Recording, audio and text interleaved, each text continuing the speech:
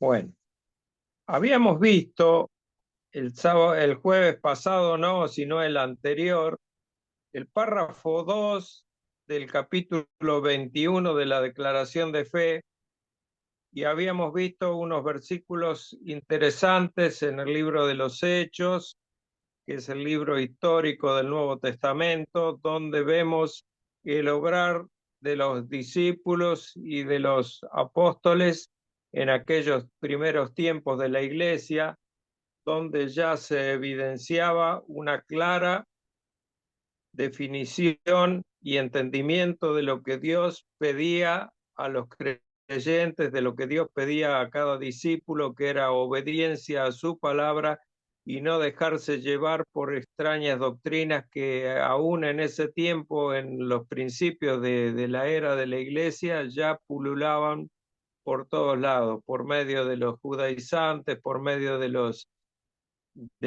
todo tipo de falsas doctrinas que había, como los gnósticos, etcétera, pero el que escudriña la palabra es aquel que tiene un pensamiento crítico, como habíamos enseñado el jueves pasado. La necesidad de tener un pensamiento crítico es porque necesitamos conocer realmente lo que Dios quiere de nosotros, lo que Dios manda en la escritura, para que nosotros podamos entender lo que debemos obedecer, porque Dios es el dueño de la conciencia. Les voy a leer el párrafo 2 para entrar en el recuerdo de lo que vimos, y así podemos comenzar ya con el párrafo 3. El párrafo 2 decía: solo Dios es el Señor de la conciencia. Acuérdense que la libertad cristiana consta de dos partes. El párrafo 1 hablaba de la libertad cristiana en cuanto a la libertad personal, lo que somos en Cristo y todo lo que podemos hacer, que es absolutamente todo. Todo podemos hacerlo, pero no todo nos conviene ni nos edifica, como dice Pablo. Todo me es lícito, mas no todo me conviene. Entonces sabemos que la libertad cristiana está atada a la voluntad de Dios para no pecar. Entonces, solo Dios es Señor de la conciencia y ha hecho, dice la declaración, libre de las doctrinas y los mandamientos de los hombres que sean de alguna manera contrarios a su palabra o que no estén contenidos en esta. Así que creer tales doctrinas u obedecer tales mandamientos por causa de la conciencia es traicionar la verdadera libertad de conciencia, y exigir una fe implícita y una obediencia ciega y absoluta es destruir la libertad de conciencia y también la razón. Eso es lo que dice el párrafo 2, y yo les había estado comentando que la doctrina nicolaísta, entre otras, la doctrina de la Iglesia Católica de Roma, una iglesia verticalista, donde el Papa ordena cosas que no están en la Biblia, cosas extrabíblicas, llegan a ser herejías y desde ya blasfemias contra el Señor, porque enseñan cosas que no están en la Biblia. Entonces, como les decía, en el libro de los Hechos, que es el libro histórico donde Lucas, que fue quien lo escribió, nos cuenta lo que ocurría en el desarrollo de la iglesia, nos encontramos en Hechos 4:19 a Pedro y Juan, que habían sido arrestados, se habían sido azotados por predicar el Evangelio.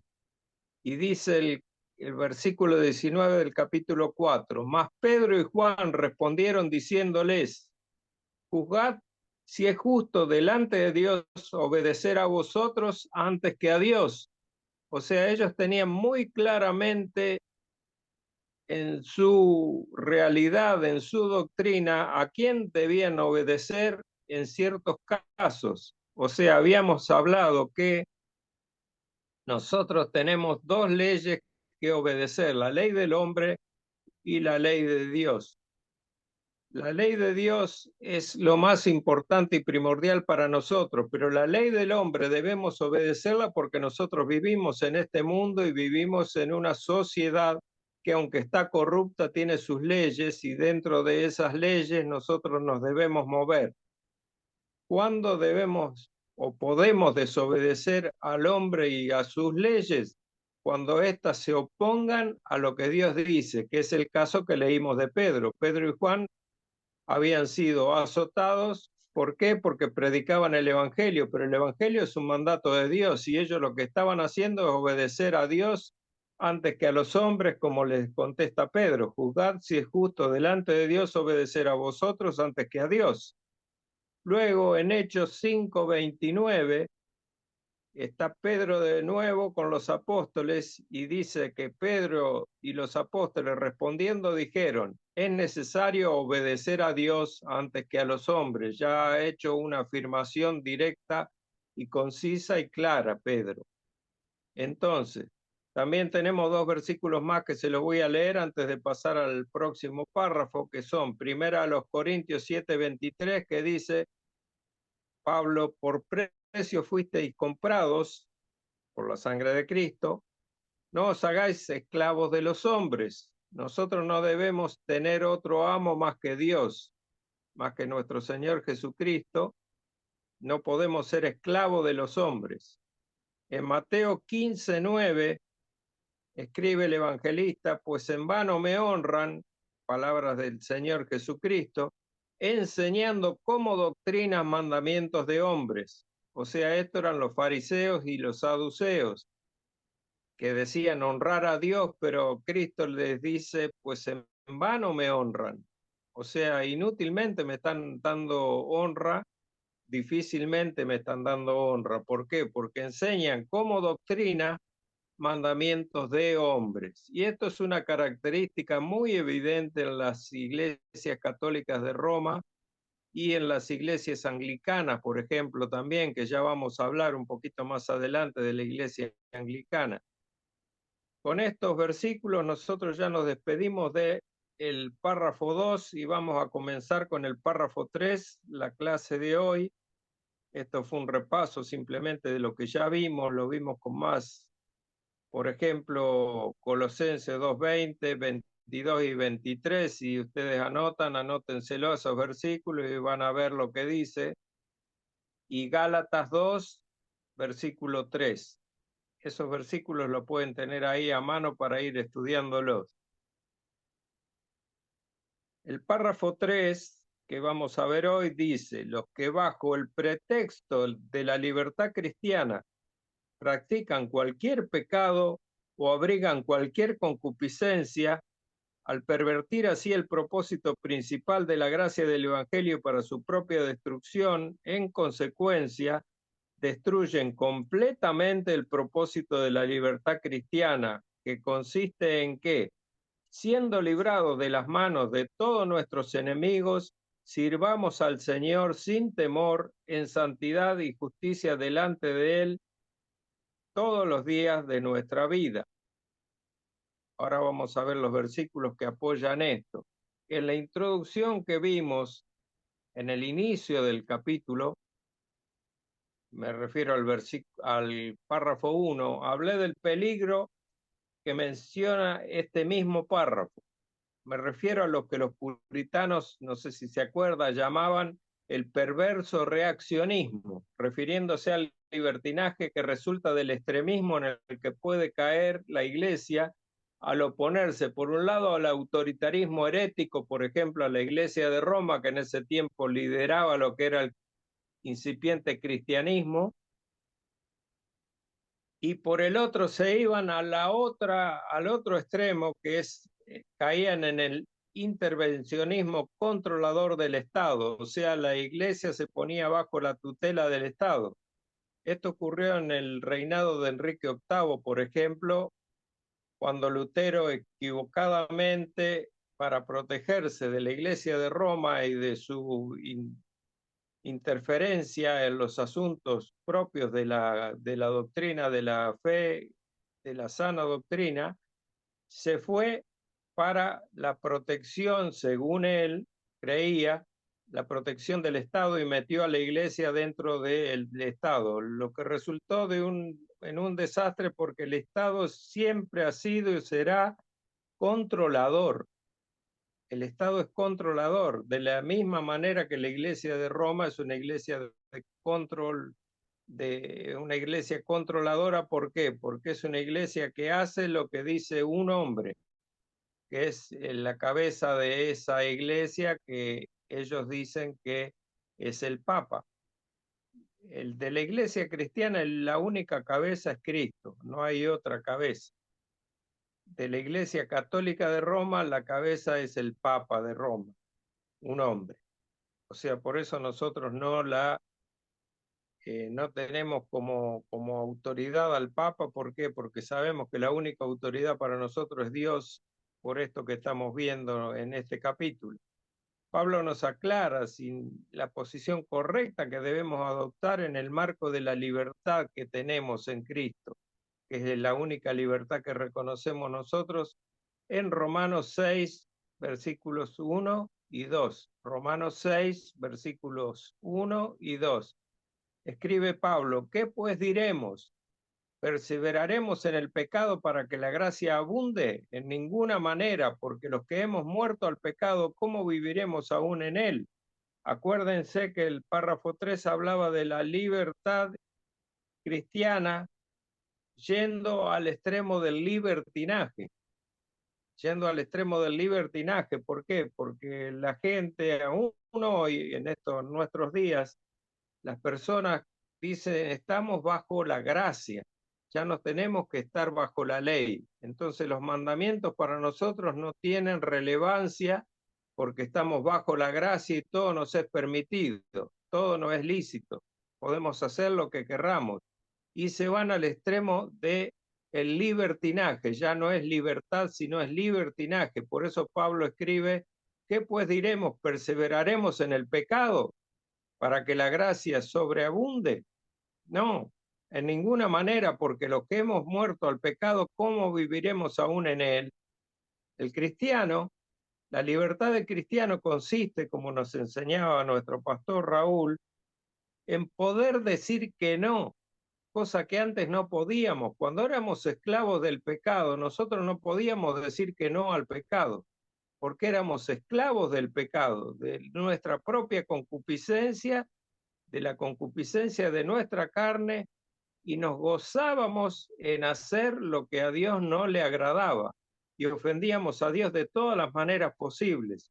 Entonces, una vez que somos nueva criatura, que somos regenerados, que tenemos un corazón nuevo, que Dios puso su espíritu en nosotros y somos nueva criatura, ya tenemos otra forma de pensar y tenemos otra capacidad, la capacidad de negarnos a hacer lo que sabemos que no conviene, lo que sabemos que a Dios le desagrada.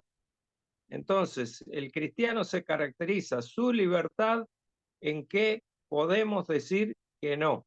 ¿Que no a qué? Al pecado. ¿Todo te es lícito? Sí, todo nos es lícito, absolutamente todo.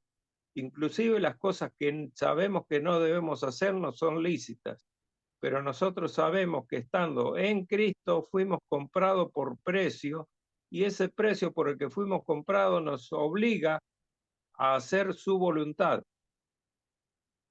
de dos maneras: una, para no pecar deliberadamente, y la segunda, por amor a Cristo, por amor al que nos salvó, al que dio su vida por nosotros. Entonces esas dos cuestiones las tenemos que tener siempre presentes cuando nuestra carne nos lleve a pecar.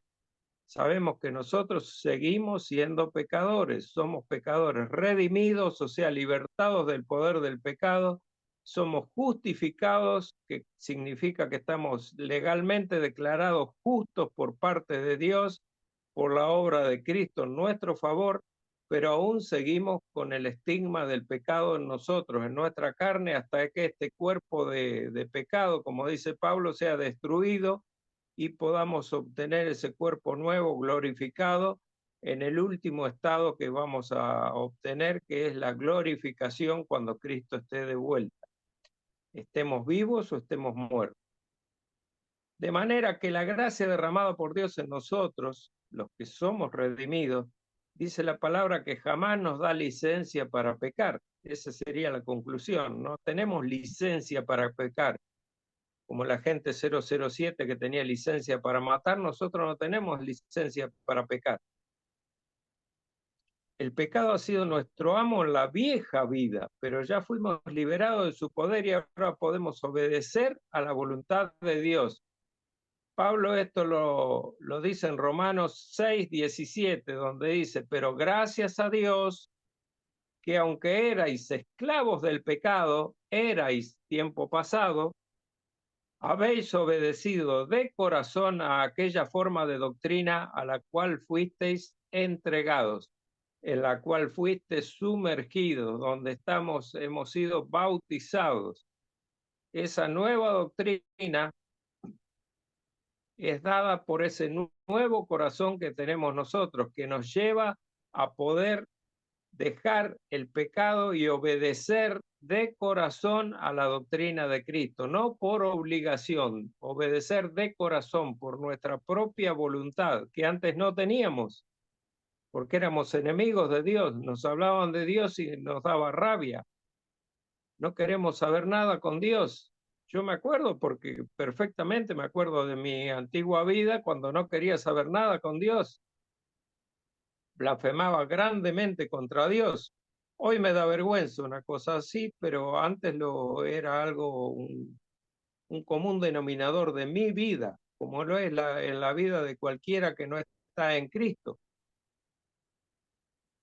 Vivir nuestras vidas en libertinaje, como nombra el párrafo 3, haciendo lugar a la concupiscencia de nuestra carnalidad, es pervertir el propósito de Dios y de la gracia de Dios derramada en nosotros. Es vivir para satisfacer los deseos de la carne. ¿Y cuál es el problema? Que los que viven según la carne no pueden agradar a Dios. Y esto es palabra de Dios, está en Romanos 8:8. Los que viven conforme a la carne no pueden agradar a Dios. Romanos 8:8. Debemos recordar el concepto de que Dios es el único que tiene autoridad sobre nuestra vida. Nadie más que Dios.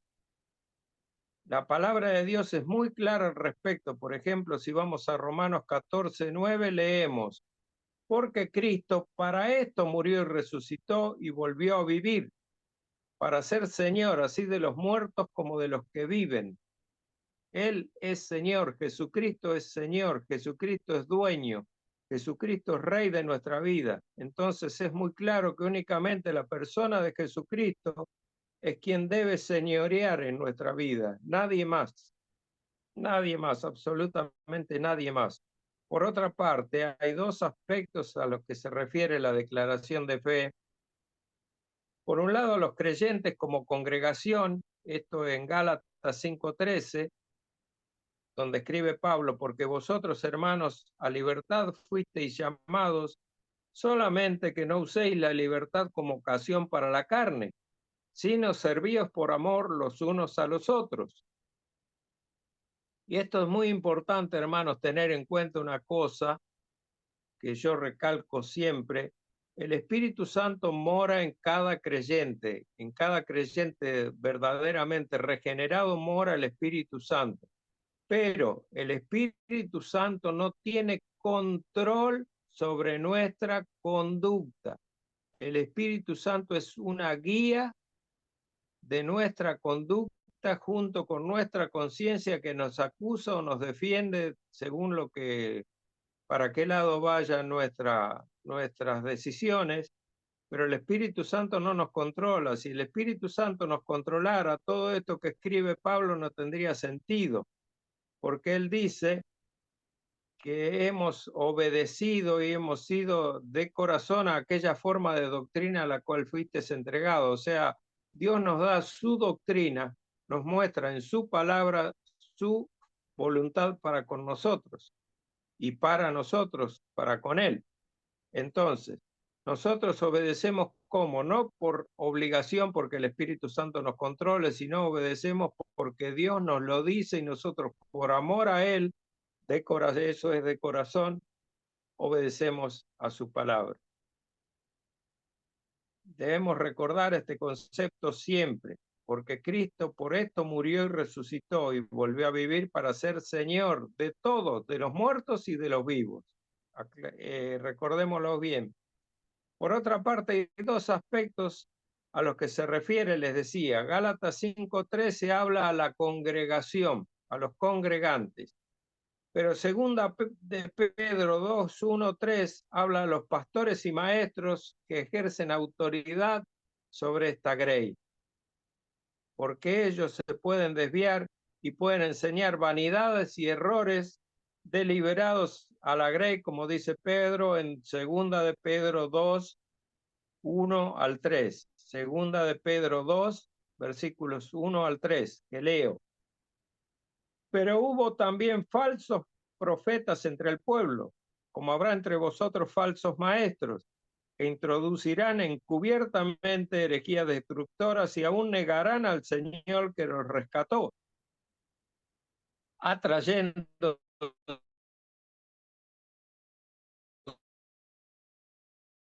sobre soluciones, por causa de los cuales el camino de la verdad será blasfemado.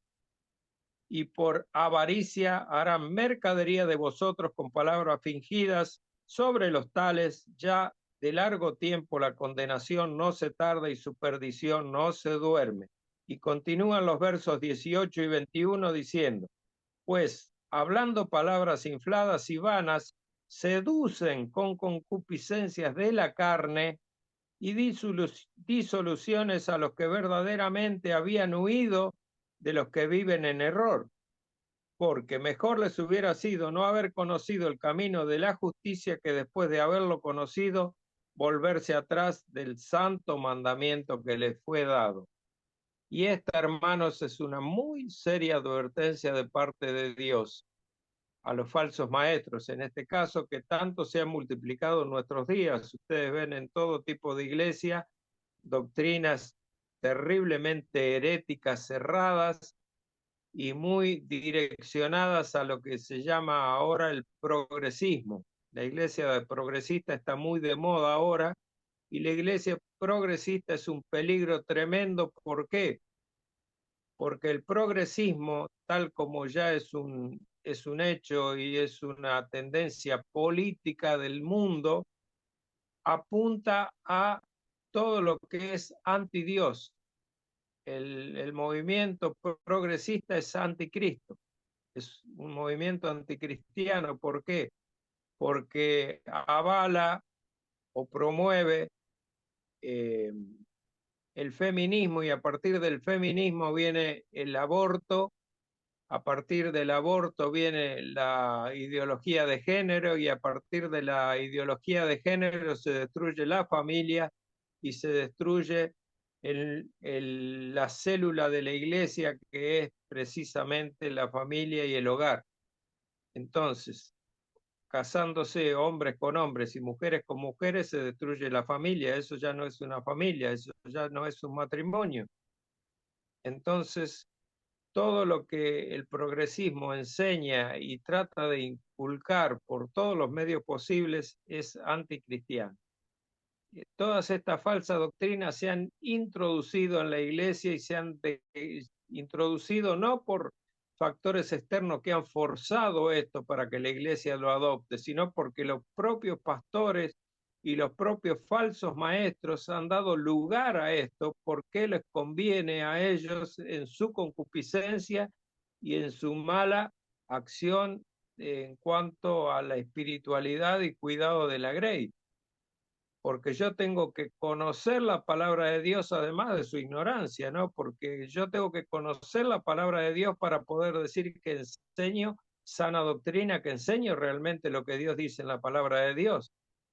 Pero cuando no se abra la Biblia, sino que se da testimonio de vida desde un púlpito, a mí no me interesa la vida del pastor, ni a dónde fue, a dónde viajó, las anécdotas que cuenta, sino que hable la palabra de Dios.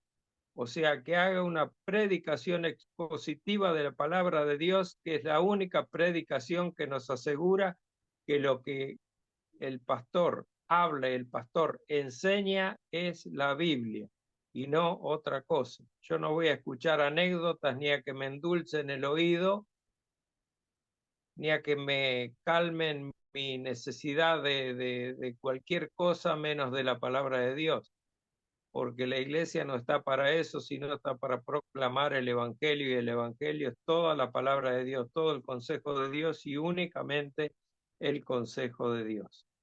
Entonces, no son más que herejías destructoras las que vienen a través del progresismo, que crean divisiones en el cuerpo de Cristo, como menciona Pedro. Y con esto terminamos ya este último párrafo, el párrafo 3 del capítulo 21. Si entramos en el capítulo 22, vamos a hacer una breve introducción del capítulo 22, de la adoración religiosa y del día de reposo. Ese es el título que tiene la declaración de fe, de la adoración religiosa y del día de reposo. Leo el párrafo 1 y ahora comento al respecto. Dice el párrafo 1, la luz de la naturaleza muestra que hay un Dios que tiene señorío y soberanía sobre todo, y es justo, bueno y hace bien a todos, y que por lo tanto debe ser temido, amado, alabado, invocado, creído y servido con toda el alma, con todo el corazón y con toda la fuerza, como dice el Shema en Deuteronomio 6:4. Pero el modo aceptable de adorar al verdadero Dios fue instituido por él mismo y está de tal manera limitado por su propia voluntad revelada, que no se debe adorar a Dios conforme a las imaginaciones e invenciones de los hombres o las sugerencias de Satanás, ni bajo ninguna representación visible, ni de ningún otro modo no prescripto en las Sagradas Escrituras. Ahí termina el párrafo 1. Yo, como somos pocos, les voy a pedir a una hermana o a un hermano, porque tenemos un hermano, bueno, porque si no éramos todos mujeres, estaba entre las mujeres yo. Pero bueno, le voy a pedir a un hermano o a una hermana que lea Juan 4, 23 y 24. Juan 4, 23 y 24. Abra su micrófono y comparta. Así los hago hablar un poquito. Juan 4, versículos 23 y 24. Juan 4, 20. Dani. Hola, hola. Sí, sí, le leo. Sea. Dice, mas la hora viene y ahora es cuando los verdaderos adoradores adorarán al Padre en espíritu y en verdad, porque también el Padre tales adoradores busca que le adoren. Dios es espíritu y los que le adoran en espíritu y en verdad es necesario que adoren. Amén. Amén. Entonces, la adoración viene según Dios lo requiera y de la manera que Dios lo requiera, cuando Dios lo requiera y en el lugar que Dios lo requiere y en los tiempos que Dios lo requiera, porque Dios es soberano para mandar esto, hasta la forma en que lo adoramos. Eso es muy importante y debemos ver que en espíritu y en verdad debemos adorarlo. Entonces, ¿cómo lo adoramos en espíritu? Porque nosotros ya tenemos el Espíritu Santo de Dios morando en nosotros. Pero en verdad, ¿cómo lo hacemos? Únicamente, como hablaba hace un rato, escudriñando las Escrituras y conociendo a Dios, conociendo la persona de Dios y conociendo la doctrina, la verdadera sana doctrina que emana de su Biblia, de su palabra. No hay otra manera. Eso es adorarlo en verdad a Dios, porque conocemos quién es Dios, cómo quiere que lo adoremos en espíritu y en verdad. La verdad es conocerlo a Él. Jesucristo dijo, yo soy el camino y la verdad y la vida. Entonces yo tengo que conocer a Cristo para poder adorar debidamente. Ahora vamos a hablar un poquito más de adoración y qué significa. Con respecto al tema de la adoración, podemos escribir libros y cientos de volúmenes de ellos sin ni siquiera llegar a agotar uno de las virtudes del Dios a que adoramos, sin llegar a agotar una de las miles de virtudes que Dios tiene en la adoración que podamos darle nosotros. Esto es porque la adoración es la expresión del redimido que glorifica al Creador y sustentador de la vida, porque Dios es eso en esencia, creador y sustentador de su creación y de nuestra vida. Si Dios nos estuviera sustentándonos en este momento, estaríamos muertos y toda su creación moriría. Es una tarea que nuestro Señor Jesucristo hace continuamente sin pausa, el sostener su creación. Es algo que debemos entender. ¿Por qué? Porque muchas veces nos olvidamos de Dios. Habitualmente nos olvidamos de Dios, por eso digo yo que pecamos continuamente y debemos pedir perdón continuamente. ¿Por qué? Porque en el trajín de nuestra vida nosotros dejamos de ver a Dios, dejamos de considerar a Dios, a ese Dios que nos creó, pero tenemos que tener en cuenta que además de crearnos nos sustenta, Él sustenta nuestra vida. No es que vivimos porque sí, porque la naturaleza sola se sostiene, no, la naturaleza se sostiene porque Jesucristo la sostiene. Entonces, teniendo en cuenta esto, podemos tomar a Dios, la dimensión de Dios, en cierta medida, como creador y sustentador, las dos cosas. Eso es lo que debemos adorar.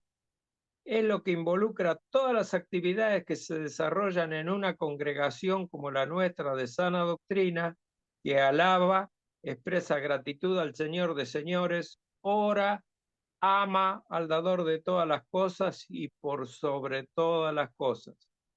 Eso es lo que hace la adoración. La adoración destaca las virtudes de Dios y las despliega delante nuestro a fin de que seamos conscientes de nuestra insignificancia porque somos insignificantes al lado de un Dios todopoderoso, grande, soberano, altísimo y sobre todas las cosas santo. O sea, nuestra adoración debe considerar todas estas cuestiones. Es un Dios supremo, porque no hay nada aparte de Él. Soberano, porque hace lo que Él quiere hace. No hay nadie que detenga su mano y le diga qué hace, como dice Daniel 9. Es altísimo porque es inalcanzable por nosotros. Y es santo. Yo sostengo que no 3 veces santo, es infinitamente santo Dios. Es infinitamente santo. Cuando la Biblia habla de santo, santo, santo, está expresando algo que el judío, el hebreo, no tiene un superlativo, no tiene la forma de decir Dios santísimo, no lo tiene. Entonces dice santo, santo, santo. Jesucristo, perdón, Jesucristo cuando quiere enfatizar algo, en las Escrituras leemos que dice, de cierto te digo. ¿Por qué? Porque repite 2 o 3 veces algo para exaltar su supremacía en cierto aspecto. O sea, es el superlativo que usa el hebreo, repetir 2 o 3 veces algo. Cuando en Isaías 6, Isaías está frente al trono celestial y escucha los ángeles que vocean y dicen, santo, santo, santo, está diciendo Dios santísimo, Dios tan grande que es Dios santísimo, santo, santo, santo. No caigamos por ahí, decimos, si nos viene, no quiero chocar con lo que por ahí escuchamos desde el púlpito de nuestra propia iglesia, el Dios 3 veces santo. El Dios es infinitamente santo, no es 3 veces santo solamente. Está bien que Dios es santo en Dios Padre, Dios Hijo y Dios Espíritu Santo, pero no significa eso tampoco. Dios no tiene otro estado primario más que el de santidad, el de estar separado de absolutamente todas las cosas. Eso es lo que significa. Y sobre esa base, como fundamento de todas sus virtudes, es omnipotente, es omnisciente, omnipresente, etcétera, etcétera, etcétera. Todas sus virtudes se edifican sobre la plataforma de su santidad infinita. Eso es lo que es Dios. Entonces vamos a dar lectura a los versículos de referencia del apartado 1. El apartado 1 se los leo, dice: la luz de la naturaleza muestra que hay un Dios que tiene señorío y soberanía sobre todo, es justo, bueno y hace bien a todos, y que por lo tanto debe ser temido, amado, alabado, invocado, creído y servido con toda el alma, con todo el corazón y con todas nuestras fuerzas. Eso dice el apartado 1. Entonces, tiene como referencia, como primer referencia bíblica, el Salmo 24, 1 y 2, un salmo de David que dice: de Jehová es la tierra y su plenitud, el mundo y los que en él habitan, porque él la fundó sobre los mares y la afirmó sobre los ríos. Y en estos dos primeros versos del Salmo 24 entramos en plena adoración del Dios creador mediante contemplación de la obra de Dios. Jehová es quien creó el mundo que habitamos en toda su plenitud. Por lo tanto, Él es el absoluto Rey soberano sobre ella, sobre toda la creación. Y así lo expresa Pablo haciendo referencia a este salmo en 1 Corintios 10:26, donde Pablo escribe: porque el mundo entero, con todo lo que hay en él, es del Señor, dice Pablo. O sea, hermano, si usted tiene muchas posesiones, si tiene muchos autos, si tiene muchos terrenos, campos, hectáreas, miles de hectáreas, etcétera, etcétera, sepa que todo eso corresponde y pertenece al Señor.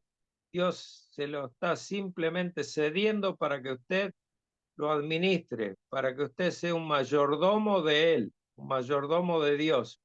Usted está administrando las posesiones de Dios.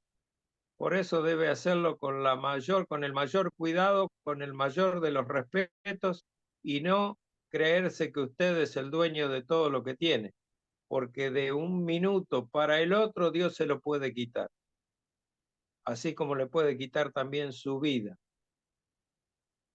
Como dijimos, como Dios la sostiene, Dios se la puede quitar. Y como todo es de Dios, tengamos cuidado. Por eso decimos que Jesucristo es el Señor y Rey por sobre todas las cosas. Segundo versículo, Isaías 46, 9, 10. Recuerden que estoy citando los versículos de la declaración de fe que corresponden al apartado 1. Dice Isaías, de parte de Dios, es Dios hablando, que dice: acordaos de las cosas pasadas desde los tiempos antiguos, porque yo soy Dios y no hay otro Dios, y no hay nada semejante a mí, que anuncio lo por venir desde el principio y desde la antigüedad lo que no era hecho, que digo, mi consejo permanecerá y haré todo lo que quiero. Y para el hombre que no está en Cristo, esto es una afrenta, esto le hace crujir los dientes, porque cuando Dios dice: yo soy dueño de todo y yo hago lo que quiero, y anuncio el final desde el principio, desde antes que empiece a hacer las cosas, ya les anuncio el final, es porque mi decreto es el que permanece, no el suyo, no el del hombre. El hombre muchas veces planifica, planea y quiere hacer cosas y hace proyectos, y en muchas ocasiones el hombre fracasa en sus proyectos, porque yo, que tengo muchos años de planificador y me he dedicado muchos años al tema ese de la planificación, yo sé que no hay ningún programa del hombre que no se haga para hacer quebrantado, para ser roto, para ser incumplido. Todos y cada uno de los programas que he hecho en mi vida, hasta el más perfecto que me parecía, todo esto se tiene que cumplir de pe a pa, siempre tenía una falla, siempre tenía una omisión y siempre tenía un error, muchas veces grande, otras veces más chico, pero siempre tenían error. Los planes de Dios no tienen error como los planes del hombre. Dios hace lo que se propone porque Dios es Dios todopoderoso y soberano y capaz de hacer absolutamente todo. Acuérdense lo que le digo, el criterio eterno, el decreto eterno de Dios se va cumpliendo a través del tiempo, y ese decreto eterno que se va cumpliendo a través del tiempo se llama la providencia divina. Cuando estudiamos en el capítulo por allá, por el capítulo 4 o 5, no me acuerdo, de la declaración de fe, vimos providencia divina después del decreto de Dios, y ahí vimos que la providencia es el plan de Dios cumpliéndose en el tiempo, en nuestras vidas. La providencia de Dios cumpliéndose en el tiempo. Entonces, Dios dice que su consejo permanece. Fijamos en no tener que cambiar nunca nuestra confianza, pues nuestro Dios no cambia ni será arrancado jamás de su trono, jamás. Nuestra fe se basa en una roca removida. Nada en el pasado, ni en el presente, ni siquiera en el futuro podrá jamás sacudirla ni socavarla. Es una roca realmente sólida, y sin importar lo que pueda ocurrir en el futuro, siempre podremos asirnos de las grandes verdades de su palabra, de la palabra de Dios. Su decreto eterno es fundamental, es el fundamento de nuestra fe, y prevalecerá sobre todo y para siempre.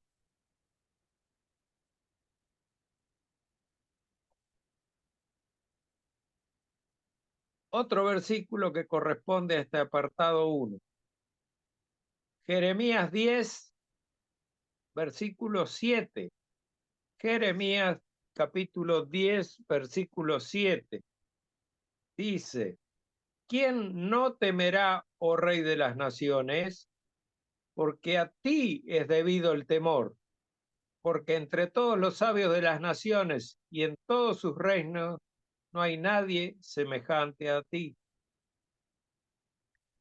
Y se me ocurre, recuerdo el Salmo 19:9 que dice: el temor de Jehová es como, es limpio, que permanece para siempre, expresando que la Escritura toda es el manual de adoración del cristiano a su Señor, porque todo en ella exhibe sus bondades y perfecciones y voluntad soberana. Todo en la palabra de Dios, absolutamente todo. Otro versículo de referencia, Marcos, capítulo 12, versículo 33. Evangelio según Marcos, capítulo 12, versículo 33. Está el Señor hablando con unos saduceos que vienen a inquirirle y que les diga, le hacen una pregunta para ver si lo pueden agarrar y acusarlo de algo, como ha sido toda su vida, toda la vida del Señor tuvo a los fariseos y a los saduceos encima para estas cuestiones. Y responde el Señor: y el amarle con todo el corazón, con todo el entendimiento, con toda el alma y con todas las fuerzas, y amar al prójimo como a uno mismo, es más que todos los holocaustos y sacrificios.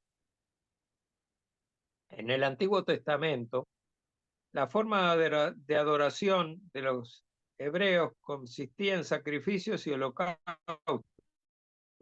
Lo sabemos bien, lo tenemos bien conocido eso, que quedaron sin efecto una vez llegado el nuevo pacto en la sangre de Cristo. Ya para nosotros no tiene ningún sentido las leyes ceremoniales.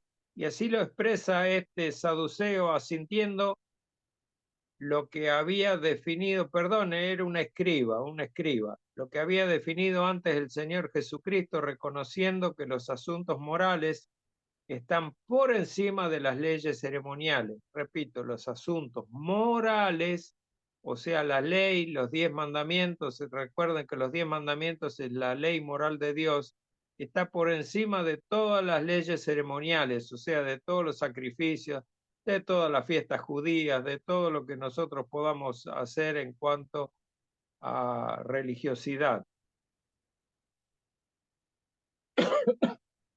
Y amarle con todo el corazón, dice Dios, y con todo el entendimiento y con todas las fuerzas, y amar a quién más, al prójimo, como a uno mismo. O sea, el Señor pone por sobre los sacrificios, por sobre la ley ceremonial, la ley del amor al prójimo y del amor a Dios.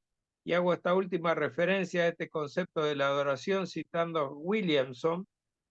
Hay. Williamson marca las diferencias entre los dos tipos de visión doctrinal al respecto de la adoración. La puritana y la anglicana. Recuerden que les decía que vamos a tener una referencia de la iglesia anglicana. La iglesia anglicana es un desprendimiento de la iglesia católica de Roma. Ellos rompieron por una cuestión política, no religiosa, sino por una cuestión política, las relaciones con la iglesia de Roma y dejaron de aceptar al Papa como cabeza de su iglesia, de su congregación, pero aceptaron al arzobispo de Canterbury como cabeza, o sea, siempre un hombre como cabeza de la iglesia, o sea, no cambió en nada la iglesia anglicana o cambió en muy poco la doctrina católica de Roma. Siguen adorando a la Virgen por sobre la persona de Jesucristo. La iglesia anglicana de hoy se abrió grandemente a lo que es el progresismo y está aceptando los matrimonios gay, los matrimonios homosexuales, está casando a personas homosexuales, está ordenando sacerdotisas, o sea, pastoras, pero ellos lo llaman sacerdotisas. ¿Por qué? Porque hacen una función, no han dejado del todo la Iglesia Católica, ya al estar en manos o bajo la tutela de un arzobispo, ya fíjense que siguen sosteniendo la estructura verticalista de la Iglesia Católica de Roma. Hay un arzobispo sobre ellos. En fin, la Iglesia anglicana está perdida. La puritana, respecto a la adoración, esto es un paréntesis que hago para informarlo más o menos de lo que es la Iglesia anglicana y cómo se mueve. La iglesia anglicana se dice protestante, pero no lo es. No es protestante en ningún sentido. La adoración vista desde el punto de vista puritano y la anglicana. El puritano, ¿qué dice? Que la verdadera adoración se considera solo lo que mandan las escrituras. Adorar solo como mandan las escrituras, como leímos recién, no recién, sino al principio, que leímos Juan 4, 23 y 24. La adoración espiritual y de corazón, y con el conocimiento de lo que es la palabra. O sea, verdadera adoración se considera solo la que mandan las escrituras, mientras que la falsa adoración es cualquier cosa aparte de lo que se manda escrituralmente.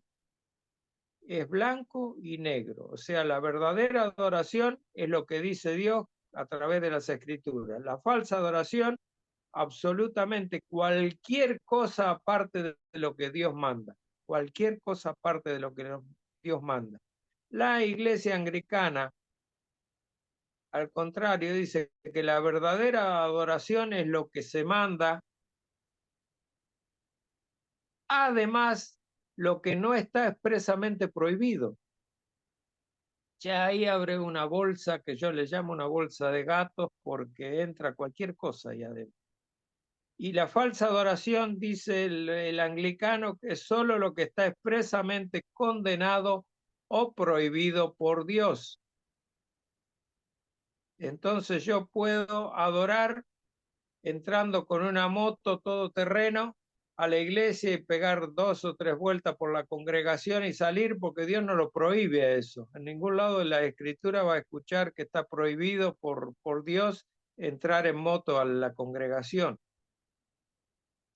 También puedo tener payasos que oficien de pastores, como los hay, ¿no? Hay muchos payasos que ofician de pastores hoy, pero payasos con la cara pintada, payasos con el disfraz de payaso, ¿por qué? Porque Dios no lo prohíbe en su palabra.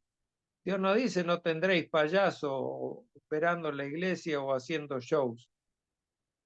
Entonces, el problema con esta última forma de ver la adoración es que esa bolsa de gatos que le digo, lo que no está expresamente prohibido, caben infinidad de formas extrabíblicas que afrentan y hasta pueden llegar a blasfemar la forma de la correcta adoración, o la adoración que Dios manda, o la adoración que Dios exige y la adoración que Dios le agrada.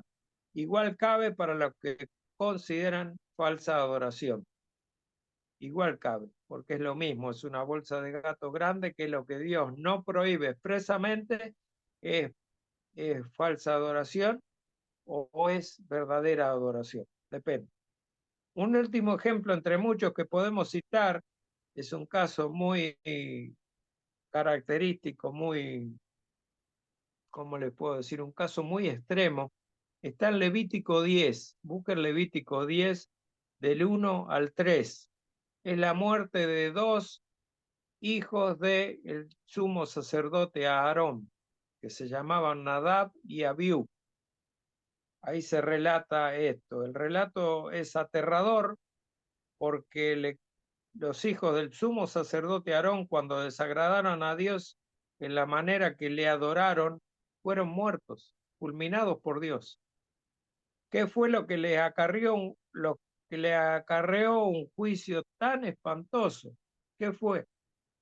El versículo es explícito, el versículo mismo lo dice. Si ustedes lo leen ahí, van a ver que dice que ofrecieron delante de Jehová fuego extraño, una adoración que Dios nos pidió. Y esta última advertencia nos debiera llenar de temor reverente ante un Dios santo, Dios absolutamente santo. Conclusión, solo Dios tiene y ejerce el derecho de establecer cómo quiere ser adorado. Solo Dios, ni a nadie más. El hombre no tiene injerencia alguna. El hombre no tiene derecho a entrometerse con sus ideas, sus opiniones o su autoridad en la adoración divina, porque eso es una prerrogativa únicamente de Dios. Únicamente de Dios. Dios dice cómo debe ser adorado, repito, porque ya lo dije, cuándo debe ser adorado, cómo y en qué tiempos debe ser adorado. Entonces eso lo vamos a ver después cuando veamos el día de adoración que Dios eligió para ser adorado, que se llama el día de reposo. Nosotros llamamos el día de reposo. Y vamos a ver las connotaciones que tiene el día de reposo ya más adelante. Les voy a leer el párrafo 2 y acá vamos a dejar,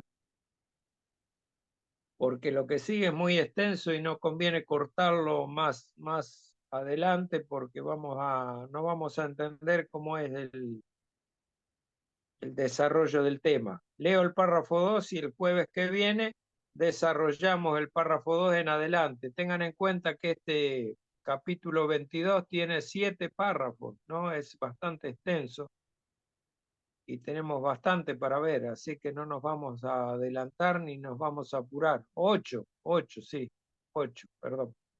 Me comí uno.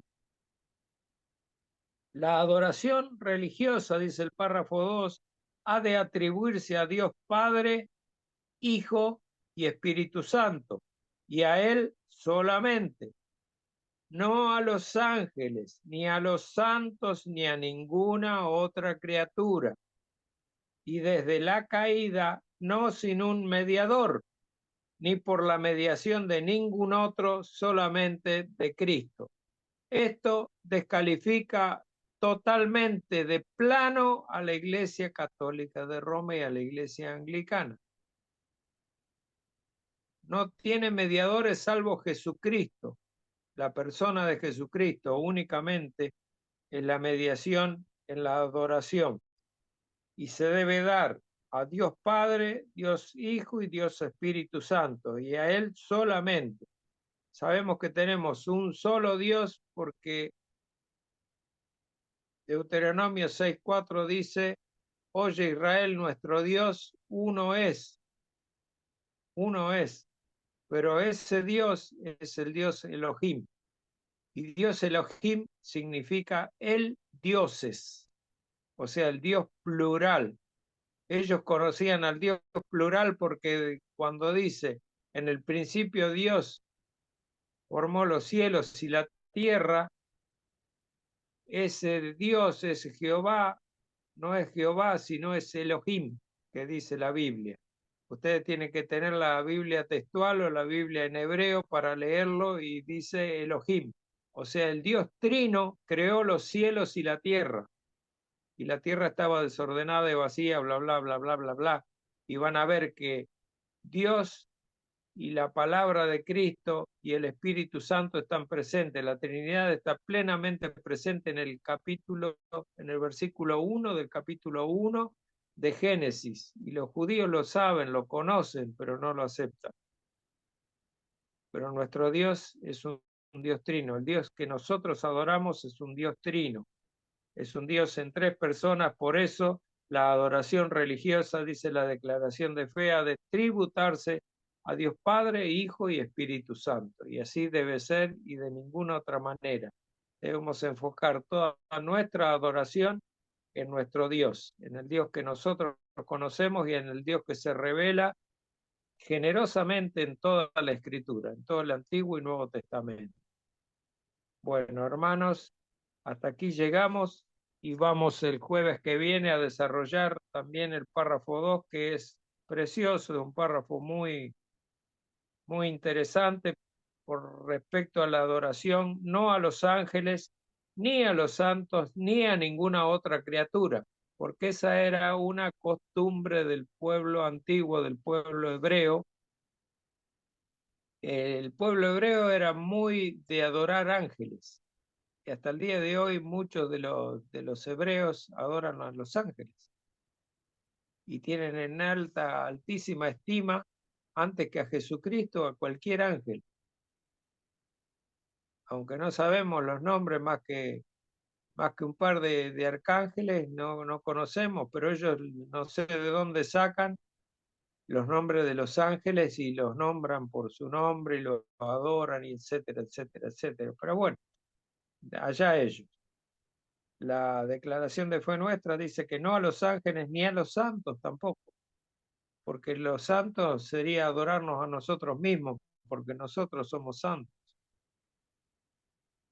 Aunque somos pecadores, somos santos porque somos separados para servir a Dios, al Dios Santo. Bueno, hermanos, los escucho. ¿Alguna observación, algún comentario? ¿Algo que les haya quedado en algún comentario por sobre todas las cosas? Duda no creo que tengan, porque ha sido clara la palabra de Dios en cada uno de los versículos que leímos con respecto a contestar lo que dice lo que afirma el párrafo 1 de la declaración de fe. Pero igual aún así se pueden generar muchas preguntas, así que yo estoy abierto a que me hagan preguntas y acá las responderemos si podemos, y si no pediremos ayuda.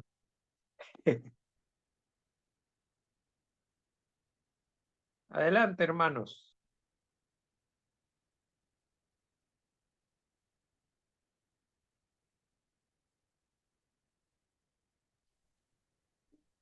Hermano,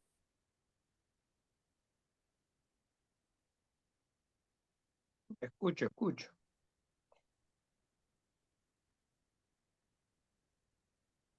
hola, ¿me Buenas escucha? noches. Hola. Sí, escucho. No, lo que quería comentar es lo que de lo que siento yo cuando leo el tema del decreto externo con la definición, el tema de la providencia, que de lo que el Señor nos sustenta y nos preserva, Sí, tanto en nuestra vida como en todo lo que queremos hacer o planeamos, como usted bien lo decía, y es algo que lo tenemos que tener ya grabado a fuego, pero por ser pecadores lo olvidamos muy a menudo. Y a mí me trae mucha paz y mucha esperanza el saber que ese decreto y ese cuidado de nuestro Señor para nuestra vida es lo que nos ha preservado, nos ha salvado y nos sigue cuidando hasta el día de hoy. Y a mí eso me llena mucho, me, me llena de querer aprender, de querer seguir y de seguir con mucha esperanza, esperando algún día nuestra glorificación y como decimos, llegar a nuestra meta y tener nuestras coronas, ¿no? sí. Eso era todo. Bueno, gracias, gracias por el comentario.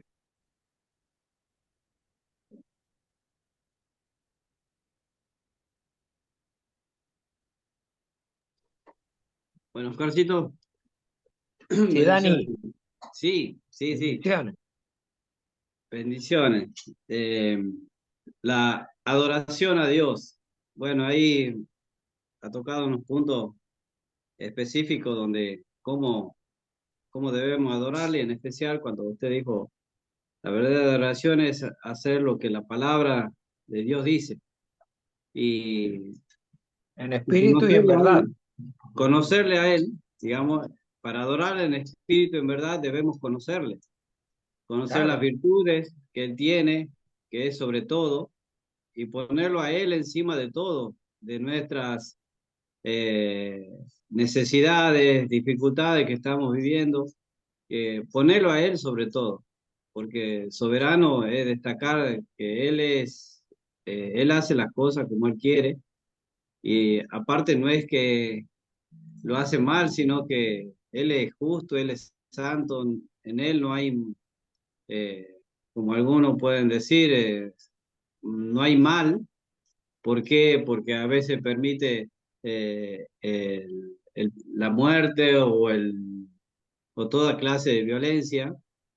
Y si le decimos ahí, Dios es soberano y la gente por ahí no entiende lo que realmente es la soberanía de Dios, es todo, todo lo que se hace, como dice, Dios permite, como decía Job, no solo lo bueno viene de parte de Dios, sino también lo malo. claro.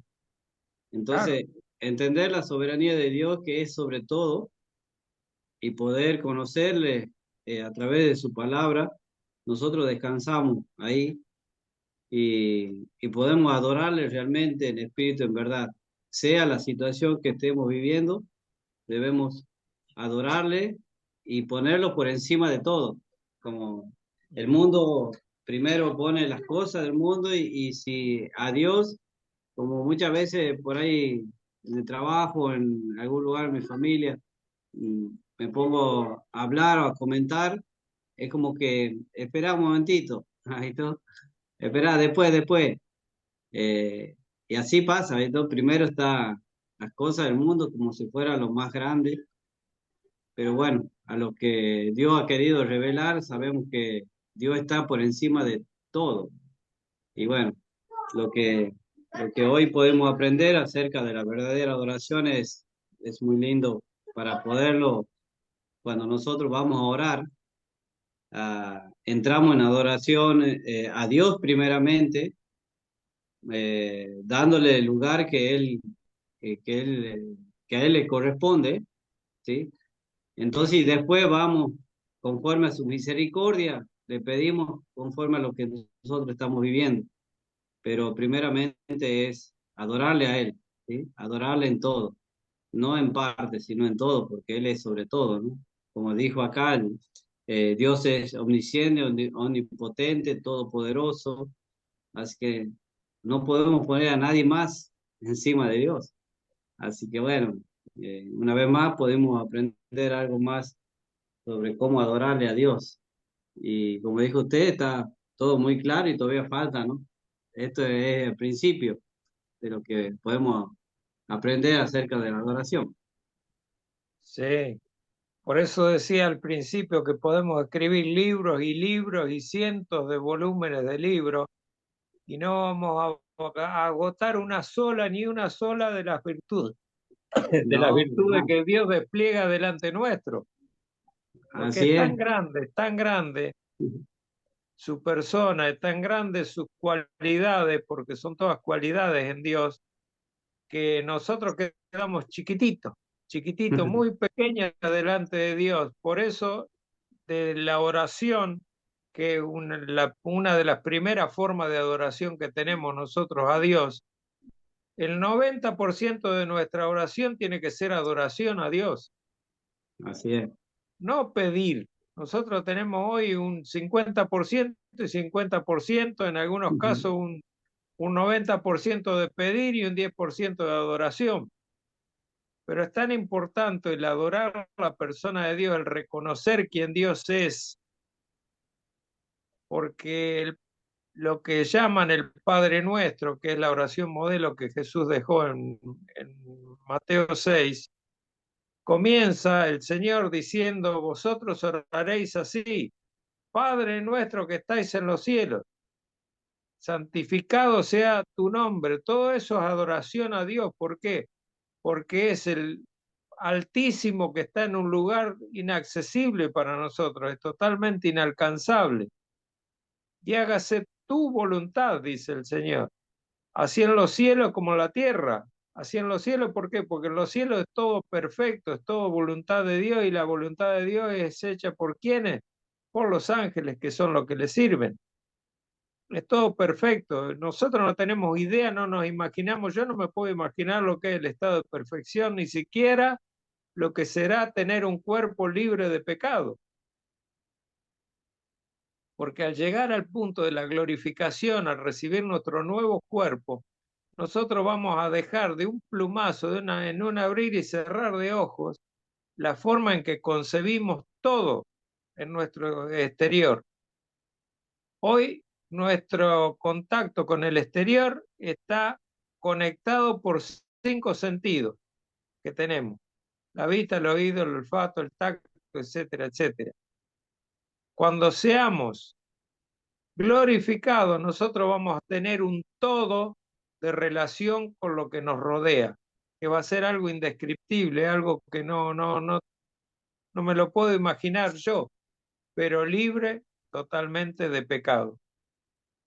Libre totalmente de pecado. Y más allá de si nos acordamos, nos acordamos de nuestra vieja vida, más allá de todo eso, vamos a estar totalmente felices de ser lo que somos con nuestro cuerpo glorificado. Ni nos vamos a acordar de lo que era el deseo de nuestra carne para hacer esto, aquello, lo otro. Hoy vivimos para satisfacer los deseos de nuestra carne en primera instancia.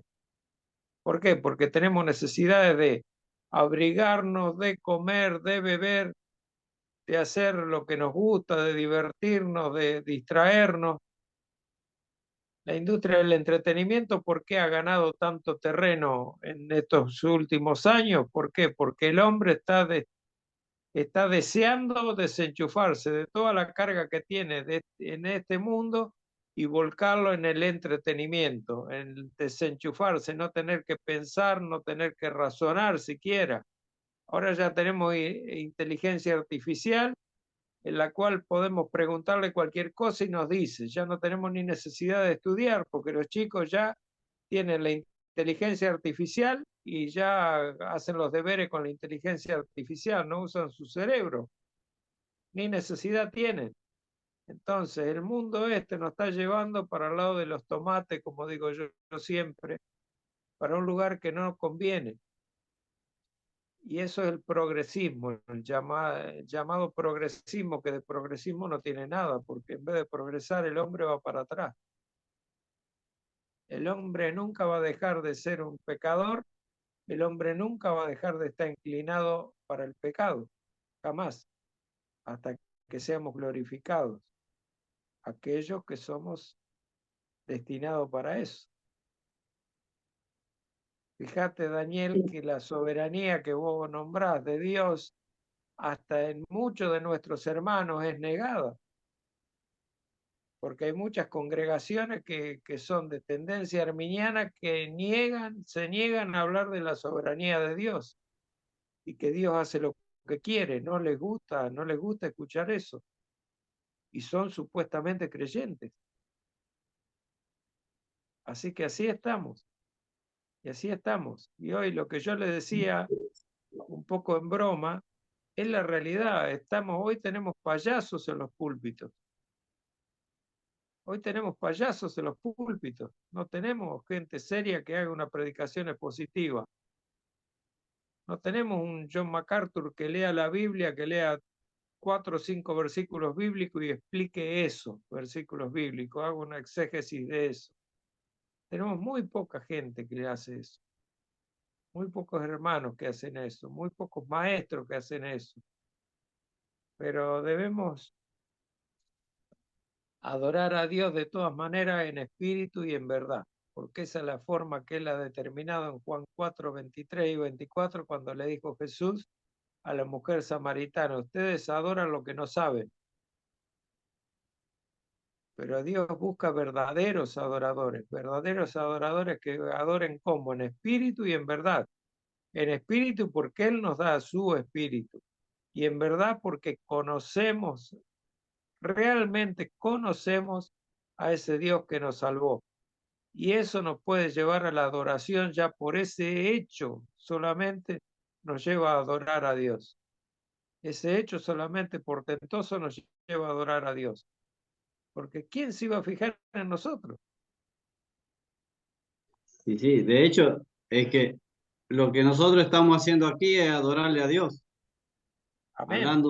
hablando su palabra, meditando en ella, y esa es la adoración que Dios quiere que hagamos como un pueblo. Claro. Y así que también es en el grupo de GPS, también le comparto y le animo, porque ¿por qué Otra estamos forma de acá? adoración. ¿Por qué nos reunimos? Si hay un solo motivo nuestro, que es la palabra de Dios, lo que compartimos, porque qué nos anima? ¿Qué nos puede animar a nosotros? Nada de lo que salga de nosotros, sino de la palabra. Ella Amén. es la esperanza. Por eso nosotros Claro. nos sustentamos con la palabra para llegar hasta ese día final, ¿no? Eh, Firme ahí en el Señor.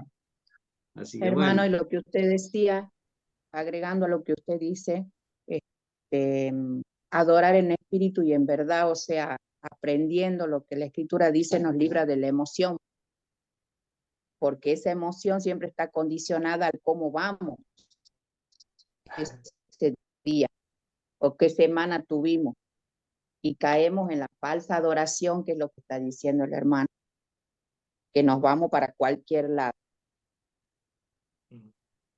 ¿Sí? Por eso adorar es orar, y Ay, estar así, juntos los claro, hermanos para demostrarnos el amor que tenemos realmente, si sí, tenemos ese amor. claro. Y nosotros somos capaces de Así eso. no ¿Por qué? caemos en Porque esa dice que emoción, Dios, ¿sí? Juan dice, Dios nos amó primero y Él nos enseñó lo que es. No, sí, Antes que es así. nosotros supiéramos lo que es el amor, Dios murió por nosotros. y sí, por eso ponerlo a Dios sobre cualquier situación que nosotros estemos pasando es adorarle. Porque si primero vamos a la situación nuestra, pedirle, estoy pasando esto, digamos, es una emoción, como dice ahí la hermana, estamos orando Claro. con una emoción.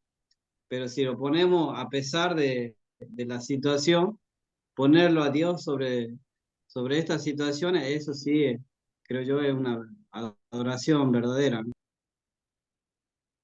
Amén. Amén. Así Bueno, que bueno, hermanito, a muy, descansar.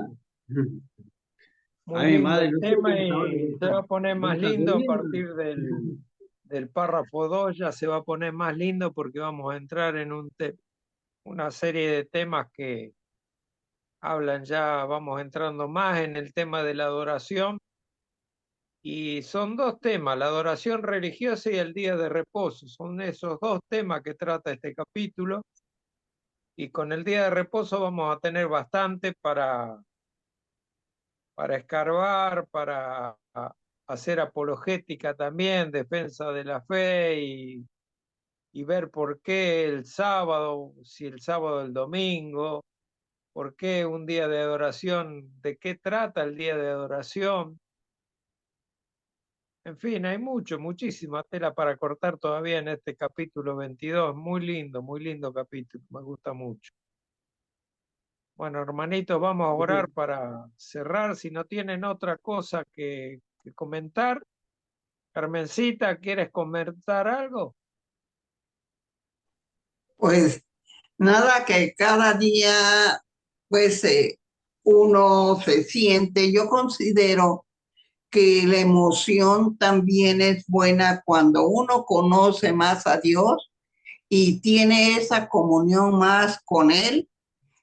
No hay palabras, no hay expresión que complete ese gusto, esa unión, esa comunión, esa sabiduría que Él nos proporciona, porque somos tan pequeños, pero Él es tan grande que nos hace sentir en el aire de lo que nos ama. Entonces, no hay ninguna palabra, por más grande que pueda ser, que no cambie precisamente la situación. Hoy, precisamente, estaba llorando hace ratos porque tenemos un estudio que de la Biblia que hacemos todos los miércoles en la mañana desde hace 12 años. Y hoy murió una de las integrantes, de las primeras integrantes, que no creíamos que fuera a morir. Se vio mala en marzo y hoy falleció. Entonces me dolió mucho hasta el alma. Yo le rogaba al Padre que no las dejara otro tiempo. Pero ahorita al venir con ustedes, pues como que me dio mucha paz y sé que está con Dios, entonces sí estoy un poco más tranquilizada, ¿eh? Pero sí me dolió mucho y estuve llorando y antes de entrar aquí, ¿eh? Antecito, porque fue hoy en la tarde que murió. Así es que lo que hace el Padre con uno, nada más viviéndolo, sabe uno que mientras más lo conozca, más quiere estar con él, más quiere saber de él. Así es que Amén. todo lo que nos hable del Padre es maravilloso. Y yo lo siento como mi familia y aquí me sentí pues como cobijada por de ese dolor que he estado sintiendo en el momento en que me confirmaron que ella había muerto. ¿Eh? Así es que digo, Dios es grande, Él nos unió y Él no tiene fronteras. Así es que gracias por permitirme estar con ustedes. Bueno, gracias a todos los que participaron. Sabemos que la muerte para el cristiano es un paso nada más, Sí. es un paso de un estado en este mundo perdido, en este mundo malo, a dejar todo lo malo atrás y dejar ese cuerpo de pecado atrás para estar con el Señor en su presencia, aunque todavía incompletos hasta que Él vuelva y nos haga nuevas todas las cosas, porque les va a faltar el cuerpo, pero su alma, su espíritu está allá con el Señor y está libre de todo dolor, libre de todo pecado, libre de todo malo que pasaba en esta tierra, así que está muchísimo mejor que nosotros, porque al estar en la presencia del Señor ya está, es decir todo, es decir todo. pero no deja de doler. Nosotros Ah, sí lo extrañamos porque sí, extrañamos la comunión con los hermanos, los sí, amamos con los hermanos y bueno, es sí, así. sí sabemos. Y gracias a Dios que sí sabemos que está con él, pero duele. De momento no Sí, sí, esperarlo, duele mucho. seguramente lo extrañamos, pero bueno, el Señor lloró también por su amigo Lázaro, ¿verdad? Está, sí, Entonces hasta el Señor se conmovió y tuvo sí, esas emociones que a veces nos desbordan, que nos sí, parece que nunca van a llegar, pero en algún momento llegan y bueno, uno extraña, sí, sí, extraña, se duele, pero es lo que Dios determinó. claro, Es el momento que Dios determinó y ni un minuto antes ni un minuto después. Y bueno, alabado sea Dios que así lo quiso. claro. Así es. Bueno, hermanos, vamos a orar para despedirnos, así podemos descansar, podemos disfrutar este frío. Y aquí Yo calor, lo sufro, no lo disfruto, lo sufro el frío, pero bueno, ¿qué va a ser? Viene de parte de Dios, hay que aceptarlo así como viene. claro.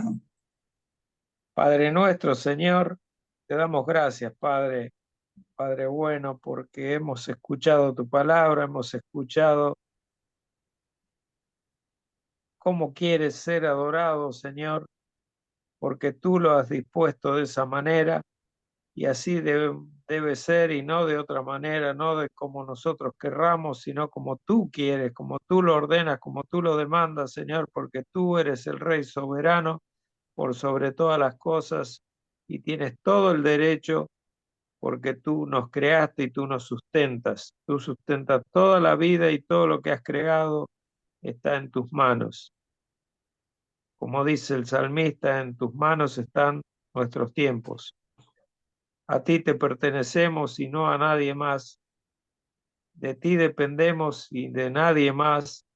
Y tú eres quien derrama tu gracia sobre nosotros y nadie más que tú. Y tú eres quien nos ha llamado a salvación. Y por eso estamos hoy aquí, reunidos un grupo de hermanos, porque tú así lo has decretado, Señor. Y te agradecemos y te damos gloria, te damos honra, te damos alabanza, porque solo tú la mereces, porque solo tú eres bueno, porque solo tú eres un Dios tan grande que no nos explicamos cómo siendo tan grande te fijaste en unas criaturas tan pequeñas como somos nosotros y encima pecadoras, enemigas tuyas, Señor, hasta que tú has hecho esa obra tan maravillosa en nosotros de cambiarnos el corazón y darnos de tu espíritu. Gracias, Señor. Sí, Gracias por todo lo que están con nosotros y gracias porque aquellos que ya han partido, porque tú así lo has decidido, Señor, porque ha sido tu voluntad. Te pedimos por ellos, te pedimos por nosotros, que nos cuides, que nos guardes, que nos sostengas todo el tiempo que tú decidas que debamos estar en este mundo, Señor, que nos sostenga con bien, que nos guardes, que nos cuides de todo mal, Señor, no de las dificultades, porque sabemos que todas las dificultades vendrán en algún momento, pero sabemos que tú nos guardas de todo mal, nos resguardas, nos cuidas y nos da la sabiduría y el entendimiento para poder aceptar todas las cosas que vienen de ti. Gracias, Padre Santo, te pedimos que nos des un buen descanso en esta noche y que mañana pueda ser otro día para tu gloria y que no nos olvidemos de que tú eres el creador y sustentador de todas las cosas. En el nombre de Cristo Jesús te damos la gloria. Amén. Amén. amén.